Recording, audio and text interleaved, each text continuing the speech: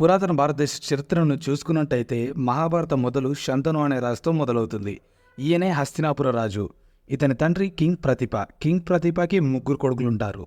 మొదటి కొడుకు దేవాపి, రెండవ కొడుకు బలిక మరియు మూడవ కొడుకు శంతను. పెద్ద కొడుకు దేవాపికి ఒక చర్మ వ్యాధి ఉంటుంది. దానివల్లే అతడు ఒంటరిగా ఉండిపోతాడు. ఇక బలిక తన అమ్మ వాళ్ళ తమ్ముడి ఆశ్రమంలో ఉండాలి అనుకుంటాడు. అందువల్లే మూడో కొడుకైన శంతను హస్తినాపురానికి రాజవుతాడు.